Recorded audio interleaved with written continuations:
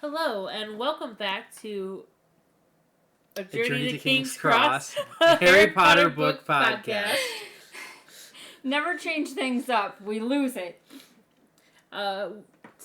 Join us today for Chapter 11 of Harry Potter and the Prisoner of Azkaban, The Firebolt. It was a very dumb way to say that. I should have started with the book, and then the chapter number, and then the title. Are you kidding me? This is hilarious. Maybe we should throw a curveball every now and then and I'm have two different sleepy, responsibilities. okay? I've been up for almost 24 hours. Get her some alcohol, too, on top of it. Then we can really have some fun. You could be sleepy and drunk. Oh, just throw some edibles in there, too. I was going to say... Sounds awesome. Let's do it. I've got both in the house. Actually, it makes me a very not fun person. I was going to say, Mitchell can get high. I've riot then. I've tangled with both and stuff along those lines. It's an experience. I have to admit, I very much enjoy this cover, or this chapter art, because you get all the cool swirls and stars around the Firebolt. I mean, of course, it's in its box. But it's hovering. Which, ready? That's how we expect the box to be. Not like in the first Harry Potter movie. Wow, a broomstick! Don't tell anyone. It's literally in the shape. Clearly a broomstick. It's literally Didn't they say it was in a box? They did say it was in a box? In the first book, it is in a box too. Yes. Oh no, I was talking about in this book specifically. Probably. I just remember them saying a long, thin. Let's find out.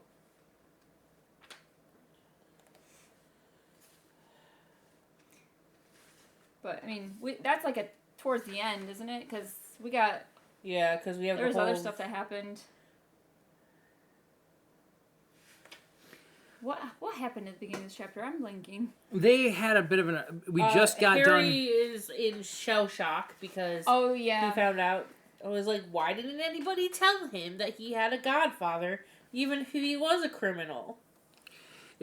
That's exactly why they didn't tell you, Harry. The thing you are currently experiencing right now in terms of your emotions and mindset is the exact reason they kept their damn mouth shut about this whole thing. Let's tell you about all of the people that are supposed to love and care for you that are actually bad people. That sounds like a great idea. Like, I get there's only the quote-unquote one for Harry. I do find it odd, though, that out of everybody... his hatred of Black is the strongest. When he ends up learning the truth about the situation and stuff, he just pities. Like, he looks up Voldemort's got a clean bill of health. He doesn't hate him. He just, like, I'm just sucking dealing with this prick one way or the other. He opens up his photo album and is like, wow, this bastard was probably plotting to kill my parents at their fucking wedding. What a dick. I hate him. So angry. Voldemort's just, whatever. But this is a personal betrayal. Yeah, I feel like Voldemort should get the brunt of it. Like, I being in Harry's shoes, I could understand that, but I feel like it's... He's a 12-year-old. I'm going to blame hormones and puberty on this. I mean, to be fair, though, Voldemort you expect to be evil. Your dad's best friend you don't expect to be evil. Nope. Can confirm, not evil, but when they're not as upright as you think, definitely comes as a shock. I mean, fair. You always expect evil to be evil. You don't expect the good guys to do crappy things. Unlike, it's like Jack Sparrow always says. Always trust the... You can always trust a dishonest man to be dishonest. It's the honest ones you gotta look out for.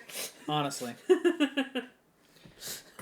But I have to admit, though, like, it is kind of wild, though, that Ron and Hermione and stuff in this moment are basically, like, on the same page. They know exactly what type of person they're dealing with after 3 years of dealing with this kid's nonsense, basically. They're like, Harry, please. It totally counter goes against the movie when Arthur's like, please don't do anything stupid. And he's like, I don't go looking for trouble. Trouble finds me. But in that moment, Harry is ready to go looking for trouble. In the actual confrontation chapter and stuff along those lines, he's actively trying to work the nerve up to legitimately kill him. Right, because like Hermione and Ron are both like, Harry, don't do anything stupid. What are you talking about? Like what? Like trying to go after Black? Oh, I hadn't thought about that, but thanks for the idea. It's like they didn't understand at all. To be perfectly honest, though, that would definitely, like, going through what Harry's currently going through over the course of this book and everything, I can understand why he'd be angrier than normal. If he wasn't dealing with the fact that the Dementors and stuff along those lines, I feel like he'd be a little more in control of himself. Yeah, but That's having fair. that, like, having your mom's dying words echoing in your brain. I mean, that's what he brings up. Yeah, like, you don't hear and see what I do. The fact that Ron and Hermione don't really have an answer to that kind of proves that would hit just about anybody pretty hard. It'd be hard to argue that back. Yeah. Right. Plus, you add in the fact that he's not prepubescent, but like early puberty, so he's got all these hormones flowing through him. That 13, so yeah. He doesn't know what. I mean, look at our 8-year-old, man. She's getting sassy as shit right now because of prepubescent normal bullshit, and then like 13, yeah. And if you think about it, wizard puberty would hit sooner because they're adults sooner. Yeah, and then he's got Voldemort's soul in him, which is just probably just chronically angry. I wouldn't be too surprised if that's actually Voldemort's memory instead of his own. Huh. I wonder. Because that would be a bad day for him, too. Well, you know? we did bring that up, but it's like, what if, like, you know, it does make sense. Like, every time Harry seems to experience a negative emotion, it does seem to be blown out of proportion a lot. And often. Yeah. I mean, look at the whole 5th book. That was all Voldemort. It's all angst. It's like, wow, Harry, take a chill pill. Get some dopamine. All right, well, you know what? I mean, you get almost killed every single freaking year since you got to the age of 11 and stuff. We'll see how well you handle it. I gotta be honest with you. I personally feel like Harry actually does a pretty damn good job keeping himself in check and everything growing up, because most kids would not be handling shit nearly as well as he does. No, I mean, we're not saying it's misplaced. It's just... We're just saying it's a little excessive. He's making a mountain out of a molehill, essentially. A lot, often. Yeah, but Harry still knows when to chill out. Case in point, later on in the chapter when they head down to Hagrid, Harry's going down there like clapping his like a fucking boxer going into the ring. He's like, I'm gonna give you so much shit right now. How dare you hide this information? And it just melts away the second Hagrid pulls him into a freaking hug, basically all upset about the hippogriff. And I'm just sort of, like, it's like, Harry, like, that took the fight out of him more than anything else in the world. And I'm just sort of like, yeah, that freaking do it.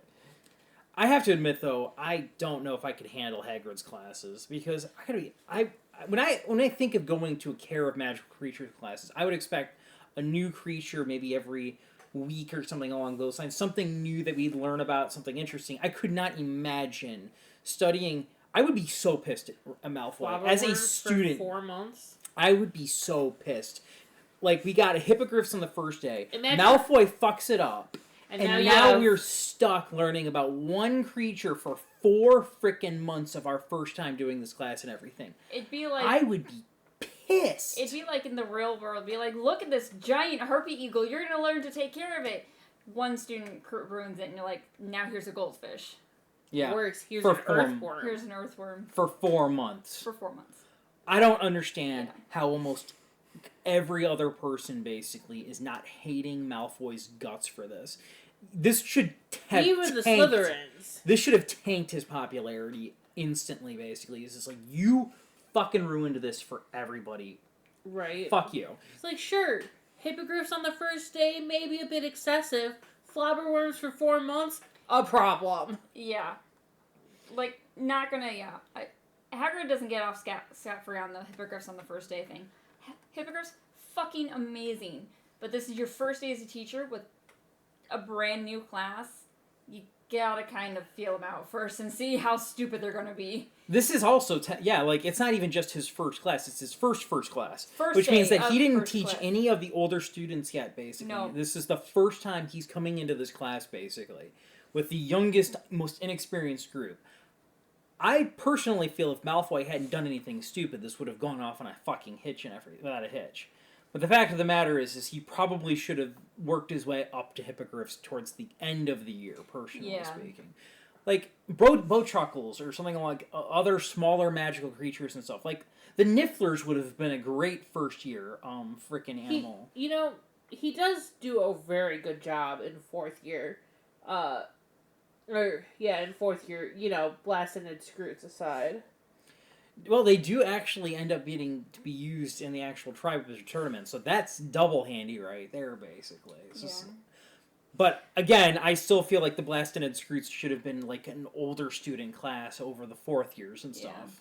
Yeah. I feel like, and it's not stated, so we don't know, but I feel like Kettleburn should have left like his class, like his planner or whatever. Like, here's what I do for the third years, fourth years, fifth years, whatever. Throughout their year. Because owls are mandated by the Ministry of Magic, though, there would be a course syllabus of, hey, these are the things that they'll have to know eventually. I feel like owls should technically be an ant. Like I thought she was talking about like actually caring for the owl, but she was talking about the OWLs. Yeah. Yes. Yeah. So there should be some semblance. But I feel like that should be like taking care of your owl, your bird. That should be a year 1 class. Yeah. Like learning how to ride a broomstick. But you don't get to learn. But you don't take care of magical creatures until third year. But like it shouldn't be like a care of magical creatures, care of your owl. Especially considering how important they are to like magical society and stuff along those lines. Basic care and upkeep, like trimming talons, taking care of like it doesn't even have to be like is broomstick riding going to be all year round? Probably not. Especially for all the Muggle boys. But like I feel like it should Legacy. be like Hold on. Legacy actually has it, so there are still technically flying classes in year 4. Oh. I'm just assuming that if you're part of the Quidditch team and everything, you're a decent enough flyer that you don't have to participate in those classes. I feel like you're only in the flying classes in No, it's people Legacy. your own age.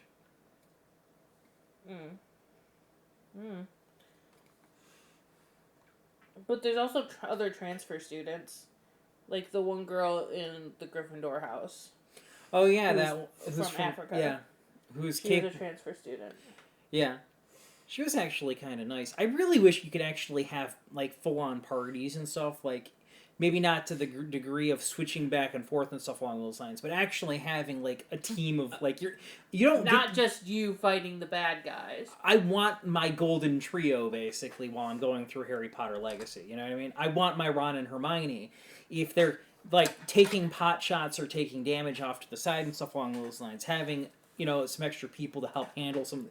Like it's wild to me in that game though, where your fifth year, first year, and you're running out there basically taking on full grown dark wizards just solo. Yeah. I'm like, this kid is a beast. The whole point of the game is that you are OP. I mean, because you got secret magic, ancient Merlin powers. Let's put this into perspective, though. Year 5 and stuff along those lines, Battle of the Ministry and everything, we've got full-on Aurors fighting and stuff along those lines and losing to Death Eaters. You put Legacy MC and stuff along those lines in that scenario, he does the job. He solos the Death Eaters. He solos every single one of those guys. They. Fair. I mean, that's actually technically allowed in that one. So yeah, they solo the entire group. They would be like Dumbledore coming in at the end of that matchup. Bellatrix would be on the ground tied up. All Lucius would be down within a couple of seconds because Lucius sucks. Wait a second. No. If MC was in that, they'd be dead. MC killed. MC didn't fuck around.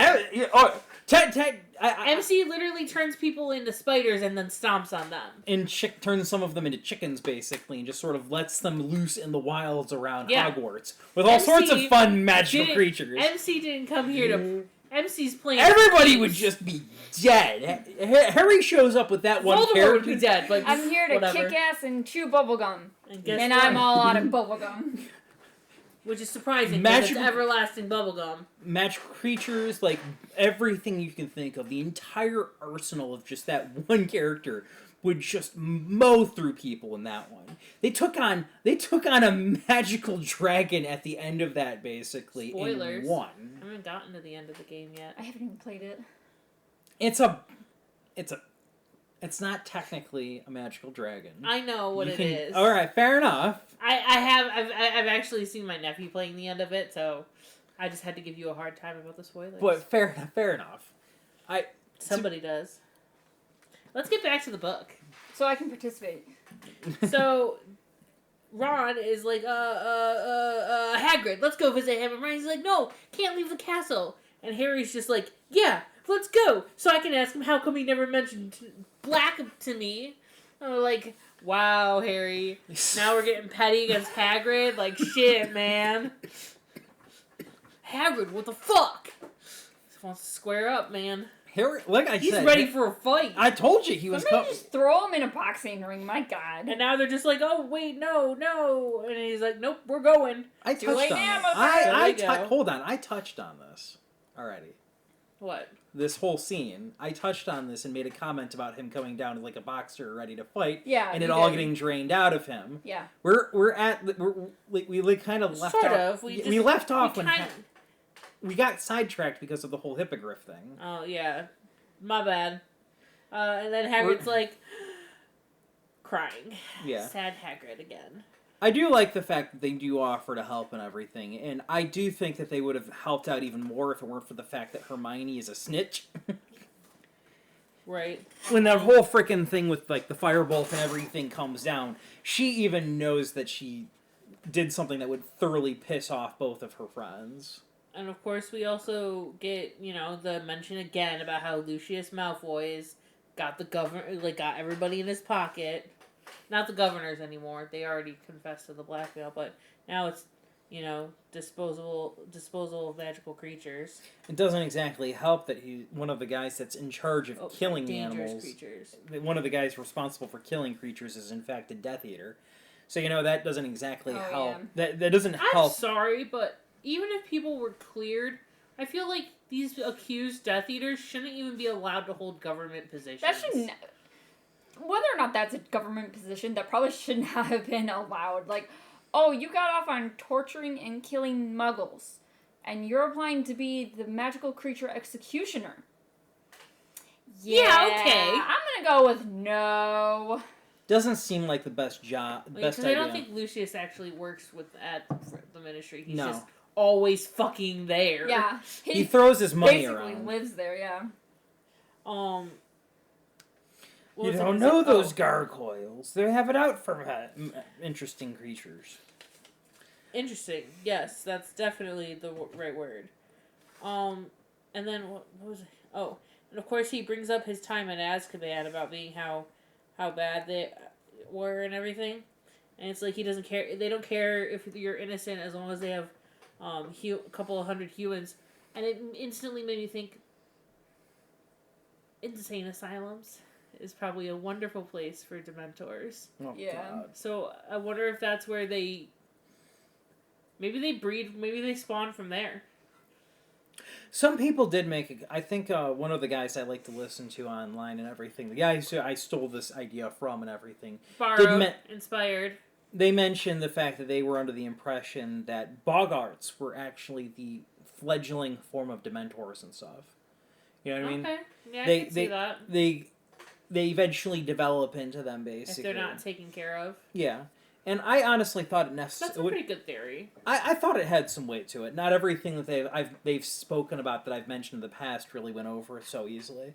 So I was kind of hesitant to bring it up and everything. But they do mention it later on that they do in fact breed during points of despair and everything. But I'm kind of curious, like, is there a way that the public emotions and stuff would diminish them in some way? If there's less fear and depression and stuff running around, if they would in fact, like, some of them would fade out over time. That would make sense. It would also make sense that they come into existence in places of high fear, or times of high fear. So I could imagine, asylums and everything, that they would be spawned there. They would love prisons in general, basically. Prisons. And I could also imagine all the places that you think are haunted or that have just a creepy vibe, because that's where a Dementor is just hiding out. It's the Dementors. Like I said, can't really. I think it was mentioned in the next book where Harry's like, I can't imagine a freaking Dementor being out in the Caribbean. Yeah, because he's talking about Sirius's tropical birds.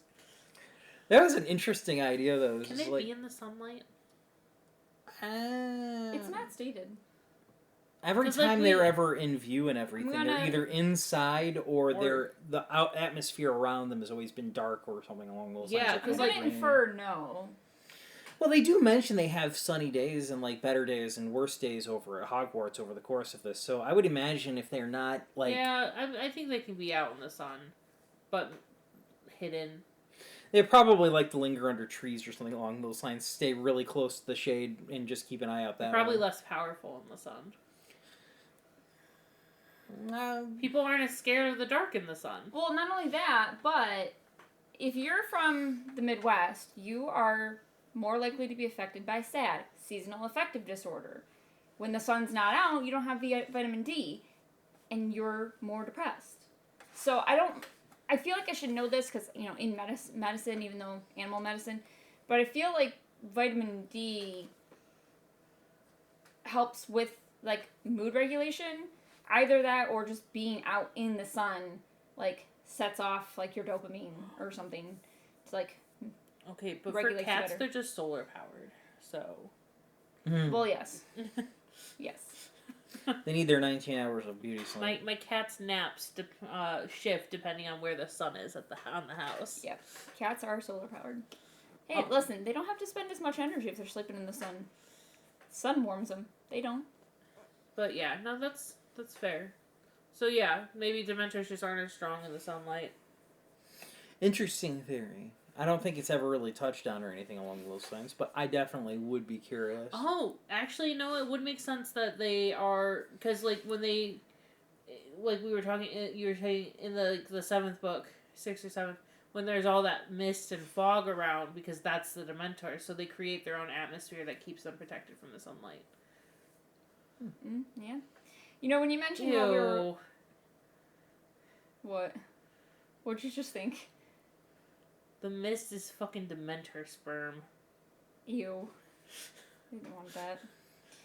Anyway, what were you gonna say? When we were listening to the chapter and you're like, oh, I have a theory, because we were at this part where we were talking about the Dementors in Azkaban, I was waiting for your theory to be, what if the Dementors were actually the big bad the whole time? Like in charge, like, hey, Voldemort, we got this great idea. Mm-hmm. So that they could get more people to spare so they could feed. It wouldn't... I feel like you've said I've got a theory, now I'm thinking of Buffy. It's bunnies. It's been a while since I've watched Buffy, and it's the musical episode. I don't remember watching that. The song is called "I've Got a Theory That It's a Demon, a Dancing Demon." No, something isn't right there. But he was right. It was a dancing demon. Don't think I ever watched that one. I remember such a good one. I remember the silent episode where they were all completely... That got awards for that episode. Like, yeah, everybody was thankful they had an episode of Buffy where Josh Whedon would shut the fuck up. Considering what I don't have any concerns about pissing on Josh Whedon, considering all of his shit that came out and stuff after, like, the freaking Justice League movie where it turns out he's kind of a racist piece of shit. Oh, he's also super sexist. Yeah. So, isn't that shocking, though? Like, one of the most empowered women in, like, the last couple of decades TV show was written by a sexist asshole. Figure that one out. I mean, to be fair... There were clues, though. Apparently, if we want to have a Buffy podcast, that'll have to be another day. I mean, I don't really have too much of an issue if we want to do that. I've always wanted an excuse to actually go through the series. It's been a while. But... if I recall correctly, I think the male lead guy, the normal dude of the group of the Scooby Gang. No, Xander? Is it Xander, the younger dude? He's basically he's basically Josh Whedon, apparently. And it kind of starts making a lot of sense about who he is, and because Xander gets away with a lot. Xander is the worst character. He is a terrible friend. He's an awful person. Think about it, though. How many times does he get out of his just desserts over the course of the series? Oh, often. He honestly should have died. Exactly. That's Josh Whedon's character right there. That's basically, apparently, a lot of the people knew that while making the series and everything. The worst part is, in the comics, he ends up marrying Buffy's little sister. That's creepy. Yeah, especially when you think about how old she technically is. Yeah, well... It's complicated. She's not a real person, but she's a real person. But she's not a real person. It's very complicated. Yeah, because I was just thinking to myself, wait a minute, hold on. I don't remember Buffy having a younger sister in the earlier seasons. That was the great part about that season, though, is that you go, it's 2 or 3 seasons, and then all of a sudden she has a sister, and everyone's like, where the fuck did this sister come from? And that was the whole point of the season, is like, oh yeah, we magicked you a sister to protect this magical key. And we made her your sister. Well, I mean, hold the phone. There is an out to this. She obviously had a dad. If the dad and mom are no longer together and everything, I don't remember if she ever mentioned her dad over the... Because I only saw so many... she could have just been with the dad. But no, literally, the sister is a magical... They just gave her a sister. You telling me they couldn't think of anything else? Like, it was part of the plot point. These magical monks had to keep the key away from the goddess that wanted to destroy the world or whatever, and in order to do that, they had to hide it, and they thought the best place to hide it would be with the Slayer, and they figured that the best way to hide it was to make it a person. So they made it a person, and the easiest way to hide a person with the Slayer was obviously to make it her sister. And they erased everybody's minds and planted it in it that the sister had existed the whole time, and then Buffy has a psychotic breakdown because she's like, wait a minute, I don't have a fucking sister, you're not real, and everybody freaks out. And then the sister has an existential crisis because she's like, I'm not a person? What's going on? And she's very upset. Oh, and their mom dies in this season too, and it's very traumatic. Do you not remember this? I remember there was an episode called The Body and Everything where she was referring to her mom no longer as a person but as a body and everything, and how traumatic that was. But I remember... This was the same season, man. I remember that episode because I saw people talking about the episode online, basically. I didn't actually watch the actual episode in its entirety. No, that whole season was pretty fucked up. To be perfectly honest, I'm more familiar with the earlier stuff because that's when my mom was watching it actively and everything. Fair. And so I would go in and out of a lot of the earlier episodes and stuff. I was familiar with Spike and everything. Look, man, in certain... What Joss Whedon did to Spike's character is awful, too. I remember liking him for the most part. Did he get really bad in later seasons? There is one moment where the actor didn't want to do this at all. And it was very traumatizing for... They basically made him attempt to essay Buffy. Yeah, that's creepy. Yeah. Yep. And it's a very fucked up moment, and I think that they have censored that episode a little bit. Like, there's an edited version of it, so it makes it look not as bad. I mean, it's still bad. It's so very, like, it doesn't happen. But that's fair. It does cause this whole problem, and that's when Spike leaves and goes and gets a soul. It's just a very... It was just very bad. Let's Harry table Potter. this. So while you guys were off on your Buffy rant, I was actually curious. I googled Dementors in sunlight, and they're like, the only Reddit page I looked at was like, what happens if we throw a Dementor into the sunlight? Okay, so it's still fan theory. But it brought up a good point, or it brought up a point that I was like, this makes so much sense. The frickin' Expecto Patronum spell, it's light. Ah, yes. But it's also happy feelings. Right, but it's also light. But it's also happy feelings. I'm now kind of curious if Lumos would be a very effective means of actually dealing with this thing That would be amusing. That would be amusing, but I don't think it's as effective because it doesn't embody the happiness. I mean, fair. You're not wrong on that department. I was just like... What does Expecto Patronum mean? I mean, it's definitely Latin, so you could probably look it up fairly easily. I'd be surprised if it's not on the spell, like a direct translation, you know what I mean? Yeah. But yeah, we go through the whole dialogue and stuff along those lines with Hagrid and them all kind of promising and agreeing to help him out. And I think our next step is technically Christmas Day, so we finally get like the gifts and stuff along those lines. We get the next attack. Oh man, I felt so fucking bad for poor Ron.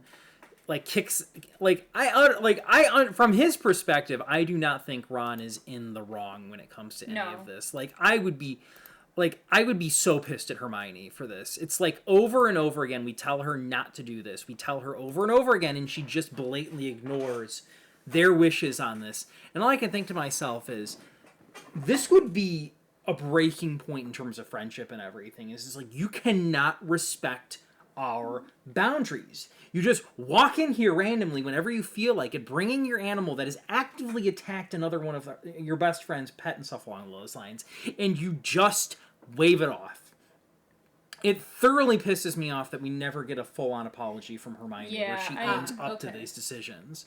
And it's kind of like, I would have looked her dead in the eyes. It's like, is this worth? Get the fuck out of your room. Get the fuck out of my room. They could have been getting dressed. It's bad enough that they have to share a room with four other people. Three other people. Yeah. Because Ron and Harry, and then it'd be three others. Yeah. But now all the girls can just come in willy-nilly and look at their willy-nillies? I'm shocked there isn't a lock on that damn door. But you know what? I wonder if magically it does prevent them if they're changing. I would hope so, but there's never any details about it. It's one of those things where it's like, as much fun as Hogwarts. Knock. She just walks in. Yeah, that checks out. I'm gonna be like, it's a good thing everybody would be wearing pajamas since they're dorming up and everything. But could you imagine if like Ron went off on holiday or something along those lines? It was just Harry, and he's like, well, nobody else is here and stuff along those lines. I'm just gonna go to sleep in like my boxers or my under. Yeah. Hermione walks in as Harry's like getting up and stuff along those lines, and just gets walked in on. This is unfortunately Scapper's room makes Hermione very untitled. Yeah. And it's like the fact that Hagrid basically takes her side and stuff along those lines is kind of annoying, considering he, out of all people, would know the emotional attachment of an individual with their pet and everything. It's like, yeah, cool, I get that's what cats do and everything, but I don't want my best friend bringing her cat into my room, basically, and letting it continuously try and terrify, my pet and stuff like that. Like, I'm not mad at Crookshanks, because Crookshanks is being a cat. I'm mad at Hermione because she is bringing Crookshanks in around my pet that Crookshanks can then be a cat around. It's like, yeah, it's just fucked up. It wasn't like Ron was, like, that upset about the cat being a cat and everything. It felt like he was more affronted that Hermione not taking his concerns, like, with the due respect that they're due. And then, of course, add on to that when he gets the frickin' Firebolt and stuff along those lines, and the first thing she does, basically, is also piss Harry off something fierce. By running to McGonagall. Which, to be fair, in her defense on this one, she is 100% correct that it is, in fact, Sirius Black who sent the damn thing. I don't think anybody should ride it yet. What am I supposed to do, sweep the goddamn floor? I'm going to be honest with you. I'm surprised they didn't fly on it. If like, I had been given... I would have immediately hopped on it there. Oh, I would have been out the... Like, no, I shit you not. If I was in Harry's position, I would have gotten my clothes on. I would have... Oh, no. I would have... If Hermione was like, I don't think anyone should ride it holding the broom. Hey, Ron, open the window. What? I'm in my pajamas. I'm going to ride it right fucking now. I'd be worried about freezing my balls off, basically. I didn't say I was going to be out long. I would immediately on that thing. Oh, hell yeah. Like, how many times have you gotten a Christmas gift back when you were a kid and everything, and your first impulse wasn't to, all right, all the presents are open, I'm playing with that now. Dude, how many times with you our start own wanting to play it with it before you even get to the rest of the presents? Yeah. Our own children, we actually actively have to be like, hey guys, you have more to open. I have several pictures of videos of Rose doing that exact thing. Every time she opened a present. Yep. Open a present. Ooh, I want to play with this now. Open a present. Ooh, I want to play with this now. Rose, you have more. Opens it up, wants to play with it now. I love that little freaking firecracker. But no, yeah, it's a good thing I came over early, considering we got off on a wild tangent twice. fair enough. It's this has been going pretty long already. We're already 35 minutes in basically at this point, and we still haven't technically finished. We still haven't Got a technically little finished. bit more. Also, expecto patronum means I await a guardian. Oh, interesting. Or expect a guardian. Which makes sense. I think literally translated, it would be like I await a patron, but same thing. Which makes sense. I mean, yeah, it actually, that totally works. Well, while we're on the Christmas I do morning, think that Harry's a little bit of a shit, but also is a good friend, because he's like, Harry's like, oh yeah, I mean, I remember in his head, he's like, a woman said that they only live for about 3 years. but doesn't voice it. And doesn't voice it out loud, because he's a good friend, and doesn't want to be like, Harry or Ron, your pet's dying, get over it. He's not a douchebag. He understands Ron so well because he's just sort of like, even though I know Ron has complained endlessly about how boring and how useless Scabbers is and stuff along those He'd be lines. very miserable. Yeah, if it it's his died. pet. Yeah, Okay, but that's just Ron's shtick. He's always bitching about the things that he loves. I'm gonna pour salt. He complains about Hermione all the damn Look, time, man, and I she had marries fish. him. Yeah. I had fish. They're dumb. They don't do anything, but I was sad when they died. I'm gonna rub salt in the wound. We just lost Rumple, and what did I call him? He was my asshole. Yeah. I would literally be like, knock it off, you fucking asshole. Well, yeah, if you're not yelling at your cats, do you even love them? But If your cat's not Yeah. doing something that makes you mad, do they even love you? there were so many times Rumple pissed me off because he was so demanding of love. He would literally push my stuff out of the way to get snuggled with my chin. Yeah. Honestly, But I I have miss it. noticed you've been a lot more productive without him around. Wow. Rude. It's too soon. It'll never be too soon. It'll It'll never not always be. too It will soon. never not be too soon. Rude. Then we get the forbidden dinner table. Again, I'm Trelawney convinced. is not wrong in her prediction. She never Yeah, really is. that's true, because there were 13 people. Then Dumbledore stood up to get 13 if welcome you include Trelawney. Scabbers.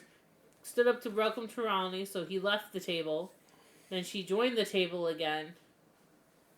And then there were 14, so it didn't matter. Yeah. But if you want to be technically Harry and Ron stood up at the same time, but Scabbers was also in the pocket, and Scabbers died. Peter Pettigrew died before. He dies after Dumbledore and before Ron and Harry. Ron never dies. He's immortal? As far as we're aware, he hasn't been proven wrong. If I'm not, I haven't been killed yet. I so haven't as seen far a as I body. know, I can't die. Exactly. I can be injured. I can be maimed. I haven't been maimed yet, but I'm functionally I'm immortal. functionally immortal until I'm dead. I'm functionally immortal until proven otherwise. Until proven otherwise. But yeah, oh man, it's wild though because this is one of the rare occasions where you actually see the teachers being treated like people. The fact that McGonagall and Trelawney have such a rough interaction with each other, it's really wild. Sometimes McGonagall is almost like an adult version of Hermione and everything because the fact that she's making snide comments about, She's oh, like, you should know this already because you can see unfortunate the that future. Lupin is ill. But where is he? Unfortunately ill. But surely you knew that, Sybil, said McGonagall. But then fast forward 2 years when Trelawney is getting kicked out and McGonagall's Minerva's like, just this is her home! She Minerva's stays! just like, there, Sybil. I Well, do. yeah, because, look, man, the It's, enemy of my enemy is my friend. I don't think she really has a problem with her too much. It's just the fact that I feel like McGonagall would be the type of person to poke at anybody in that class. fuck Yeah, yes. I mean, she McGonagall is has definitely she a doesn't practical care much person. for divination. And she thinks Trelawney's full of it. But she would never openly snub a teacher. I know, but just the back and forth. But she is I would Scottish, love- so of course she's gonna make quips. I would love a Everything- story about McGonagall in terms of like extra stuff and everything. She is easily one of my favorite teachers. Yes, And I could. Oh god, I'm gonna have so much to say when we get to book 5 and everything. Because honestly, she becomes man. a Bamf. Ah, man, that's like peak McGonagall in that book right there. Not to mention, the fact of the matter is because Harry likes her so much, it kind of incorporates the rest of us. When that one person in that final book spits on McGonagall and everything, and Harry's like, Crucio! I couldn't do that against a person who murdered my godfather, but you spat on McGonagall. You are going to endure pain of which you have never felt before for that insult. Like, I'm thoroughly convinced by the end of that year, McGonagall could probably take over the ministry if she had half a mind to, because I don't think anybody would argue with her. Hell no. McGonagall's like, I need to get an army together, and Harry'd be, say less. Look, man, the only thing that makes McGonagall tremble with fear is when when James Sirius Potter shows up at school. She's like, no, I can't do it again. I'm too old for this bullshit. To be fair, she's a headmistress at that point in time, so she would not be on the ground floor of that war anymore. No. That would be the responsibility of the poor bastard who has to take over being Gryffindor. She'd be sipping her tea as everyone's like, McGonagall, please do something about Potter. Not my problem. Not no more. I've done my time. Expulsion. I had James and Black. I had the Weasley twins. I had the Golden Trio. You guys can figure this one out. Call me when they need expulsion. Even then, I don't think she'd have the heart to actually expel them. So much as just sort of pat them on the head, give them a biscuit, and be like, give them hell. If they couldn't expel Fred and George, there's nothing they're going to expel anybody for. They couldn't. Yeah, okay, Fred and George never... Look. They put a swamp in the damn school. Yeah, and then they left.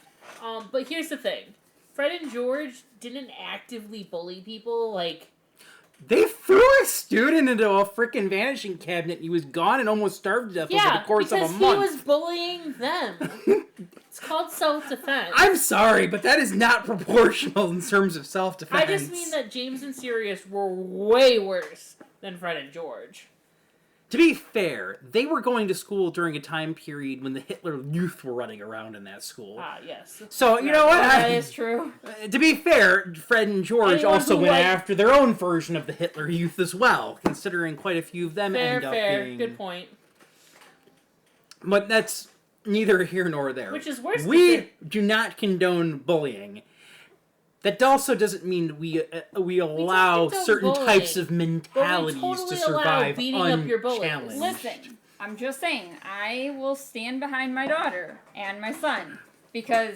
If either of them come home saying they punched a Nazi, I would be the proudest I don't even care. Ever. If they punched a Nazi and they see is as a punch, they're getting ice cream. The only good Nazi is a dead Nazi. Yeah. Damn right. There's also an old German proverb. If 9 people are sitting at a table and a Nazi sits down, there is now 10 Nazis at the table. We do not tolerate Nazis. Look, man, the biggest haters of Nazis are the Germans. Yeah. You can't. It is super illegal to be a Nazi or Nazi sympathizer in Germany. Super illegal. Because Germany fucked up and they learned. They went, no. So they're probably looking at America right now like, are we seeing this? Are we seeing this? Thankfully, there seems to be enough infrastructure and stuff along those lines that pure insanity hasn't come out, but it's getting freaking close at this point. I mean, it's not like it started that way in Germany either. Let's just put it this way. We're pretty freaking close to it at this point in time, and I'm kind of shocked there isn't more chaos going on, because there should be plenty of people. There should be plenty of people in the United States and everything. I'm close enough to Canada. I'm you know what? Let's put it this way: if Canada invades Michigan and stuff along those lines, I surrender. Pretty much. Surrender, eh? You know, I was always a big fan of I love maple syrup. You know what? I also love hockey too and everything. We do. We love hockey. Good kind of bacon is ham, obviously. Pretty much.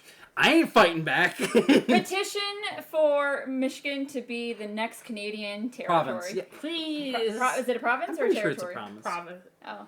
Territories would be like some of the Caribbean. Listen, Texas wants to be annexed. I vote Michigan annexes, but we can be adopted by Canada. Sounds good to us. I have no problems with that. Tell you what, we'll take New York and California as well and everything as well. We can have all of the cool shit, and that'll be it. Wisconsin, because I want cheese caves. Yeah, I was gonna say you gotta take the Upper Midwest. Oh fuck yeah, we gotta Ohio have our doesn't count. They're You know what? Let's just get rid of United States of America and just be Canada. We can just you know what And Mexico. We can split between Mexico and their Canada. prime minister seems like you know what I feel like Mexico would appreciate having a lot of its territory at lost during the Mexican-American War. Can be its own country again. They can kick all the white people out. It'll be great. Go back to the old school with the way they used to be and everything. Get rid of the tourists. Yeah, I mean, as much as I would like to go to Hawaii and everything, if it meant that everything's better for the people that are actually natives there, I will take that sacrifice. Listen, look, the only reason we took Hawaii is because Dole wanted to grow pineapples there. So the government's like, okie dokie then. Actually, there's probably some other reasons too. But that was one of the big reasons. Rich people fucked it up for everybody. Goddamn fucking rich people. You don't even trickle down the economy. Eat the rich. It's what the Adams would have wanted. I love that. Oh yeah, you know that. That's where that line comes from, isn't it? He would give you advice on how to eat him. Yeah, he'd even recommend barbecue sauces. He'd be all for it. It's been a long time since we've had a good beheading in the family. Excuse you, he would be cooked in wine probably. Barbecue sauce is a little too basic. You know what? That's a fair point. But he'd be braised in wine. Yeah. He'd be marinated. We are all over the place this episode. And that's an aristocrat Korea. Eat the rich. Okay, I've been sitting on this for a minute. I do want to say, Hermione, you're gonna get your cat fucking killed. Because she tied a fucking piece of tinsel around his neck. And no, he's not gonna choke himself. He's gonna get a fucking foreign body. A what? Foreign body. He'd eat it. He'd eat the plastic. Eat it. And then you'd have to take the poor cat to the vet. Yes. And that's the worst. A linear foreign body is the worst. He's gonna get stuck on something. That's why breakaway collars are very important. Yes. Speaking of, none of my cats have a collar right now because they all took them off. Because they said, fuck these collars. Yeah. It's very annoying. To be fair, I don't think we have a collar on our cats. We had a collar on Pixel for a week. And then she took it off and I lost it. She lost it. I thought Nimbus had a collar for a minute. Nimbus had a flea collar when we adopted her for a month. But yeah, I think she got past the point of needing that at this point. I just have to find all their collars and put them back, and they'll stay on for as long as they do. The flea collar ran out, so then I started doing topical flea and heartworm prevention. Because that's worked in the past for us. Keep your pets inside, people. But also, no fleas on me. But also heartworm prevention. Yes. More important. Cats don't show symptoms, so gotta keep them protected. Yep. And of course, at the end of the chapter, she's like, "We both think it was Sirius Black who sent the broom." Hold on. Wait. Hold on. We missed out on the vulture hat. Making its did. triumphant return. We did! I'm convinced Dumbledore set this up intentionally to mess with him. Yes! Because then he opened that cracker with Snape. Yes. Yes. And Snape pushed the hat over towards him, and Dumbledore puts it on. Carefully. I saw. There's an illustration of him with the hat on in the illustrated version that because I just got done with this chapter with Rose and I bet he rocks it. Oh, he looks so happy in that hat. We gotta go look at this. Which reminds me, I want to see if there is a picture online or even in that book, because when they're talking to Hagrid, Buckbeak is curled up in the corner of Hagrid's hut, and that just sounds so cute. And sadly, it was not in the actual illustration. The best picture they had with the hippogriffs is when he introduces them, and there is so many of them in the actual picture and everything. I love the illustrated Harry Potter books. I need to find that picture, because that would be a beautiful cross-stitch. Oh, it would. It's also, gorgeous. One of the lines that Hagrid says is like, "I'm scared of breaking the law," as he breaks the law in nearly every single book. Listen. There's a difference between loopholes and outright breaking the law. They know about Buckbeak. Dragon. Hold on. They know about Buckbeak. And they have told him that Buckbeak needs to be there. So he can't, in good conscience, just let Buckbeak go. But if they don't know I have a dragon, it's not illegal. Because I don't know that dragon. It's just here. I didn't go looking for a dragon. Someone left one with me. You're not wrong. He does break the law every year. But loopholes. Also, he does magic constantly. that he is not Dumbledore allowed. gave him the umbrella. He's not allowed to do magic. He's forbidden by the Ministry. Technically speaking, after second, Actually, he probably was forgiven after the second book. Yeah, he was but exonerated. still. It's no longer illegal, but he was, and technically not always. He was given special permission in order to track Harry down that he was allowed to use magic in Book 1. He continued to do it after making contact with Harry, which was then illegal. So he wasn't doing it... They never told him he had to stop. I mean, no, he They knows said it. he could use it while he got... They never told him, once you get Harry, no more magic. I still want to know how the Dursleys got off of that fucking island. They didn't bring a whole lot of food and everything, so yeah. Oh, like how they got off. Hagrid sent the boat back. They never mentioned it. The guy who loaned them the island probably was like, they haven't come back in a minute. I should probably go But check on them. if the boat is there and everything, I could only imagine the only reason they would have been safe is if he's like, I'm gonna go check to make sure they didn't damage the place, and finds them there, and they're just sort of like, He's like, the boat floated back or something in the storm. You know what I mean? Because they don't want to admit that We didn't tie it off properly. I'd like to know how he got there though, because I don't think he can apparate or anything. Yeah, I don't know. He flew. With what? The only thing he's His ever shown... umbrella. Motorcycle. Is the only thing he's ever shown to be able to fly on, basically. He flew with his umbrella, like Mary Poppins, obviously. I'd love to see Hagrid doing that with his umbrella. That would legitimately be like him flying, which up until Voldemort in the final book has been said to be impossible. The umbrella is flying, not him. It's like Mjolnir. Then why wouldn't every person with a wand be able to perform the exact same thing? We don't know that they can't. I feel like that would have been mentioned. Also, the umbrella is bigger, and also it opens up.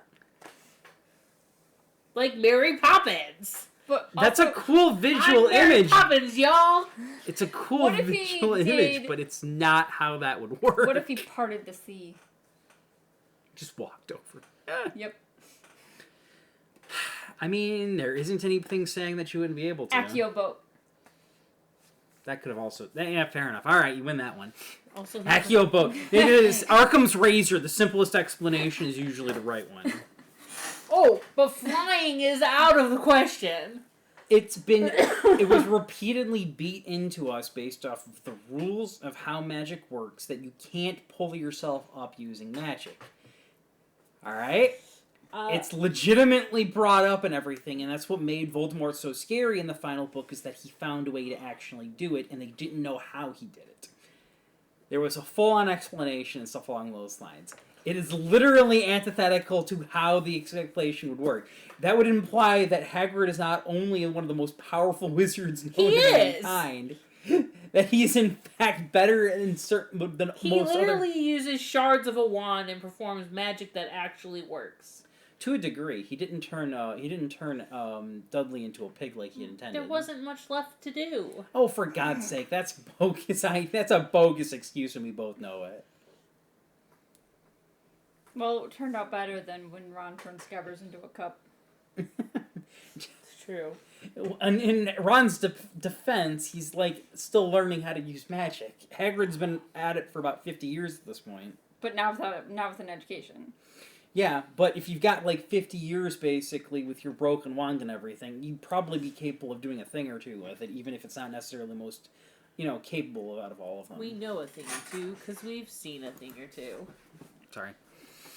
Alright, so we finally get to McGonagall coming down and everything and actually entering into the freaking... We're gonna strip the broom. Yeah, poor Ron and Harry. Like, I do love the little bit of detail, though, that when Hermione comes in and stuff along those lines, she sits down and her book is upside down, so it's abundantly clear she's not reading. She's in... The fact that she even comes in, Hermione, why? I would have waited outside until McGonagall left. I would have either that or gone up straight to my room. Yeah, because there's no way the boys would be able to get her while she's up there, so she would have been at least safe. Yeah, well, they would have found out real quick if they tried to confront her about it. That's true.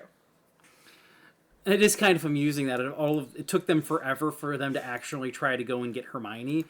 Like, she goes to our room all the time. What do you mean we can't return the damn favor? Fucking hell. They don't do that till 5th year? 4th year? They don't do that till 4th year.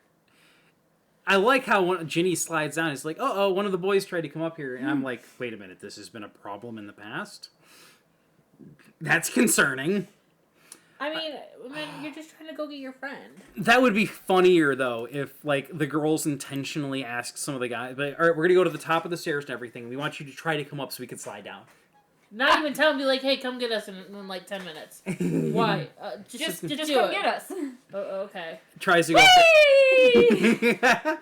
You can't tell me that a couple of first years. Let's go again. Couple of first year girls would have probably had a fucking field day with that. And then it would be a mission for the boys to be like, how far up the stairs can we get before it slides?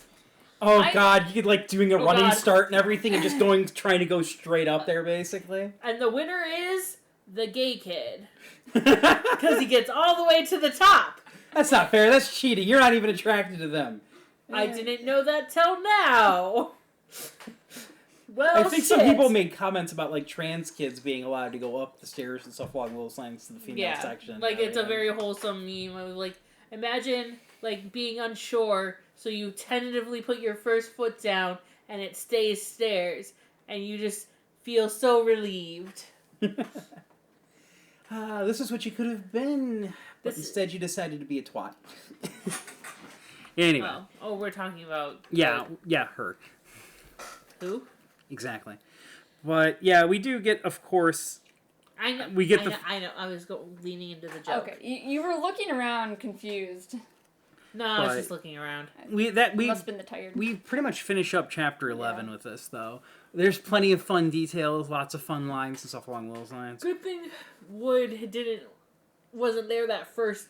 He would have gotten in a fist fight with McGonagall if he was in that room when she tried to take that broom. I like how Woodwin brought up about the fact that this could potentially kill Harry. He's just sort of like, so long as he catches the snitch on the way down, I don't care. Right. He owns that shit. You don't give me like... Wood gives no fucks.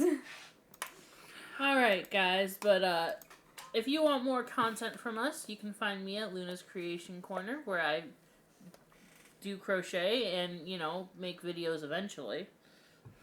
And you can find me on YouTube at Brandywine Stitches or the rest of the socials under Hockeytown Candle Co. I am Cole Sanders, and I'm on Twitch and stuff along those lines, playing JRPGs with really cool stories, and occasionally playing Dead by Daylight and Fortnite on occasion. So you can come find me there on usually Mondays and Wednesdays around 8:30ish. I'm not very consistent about exactly when I come in, but I'm usually on during those days. Anyway, please like, subscribe, comment, let us know your thoughts, theories, and let us know if there was anything you missed or forgot to mention and stuff along those lines for each of these chapters. And until next time, keep your wands at the ready.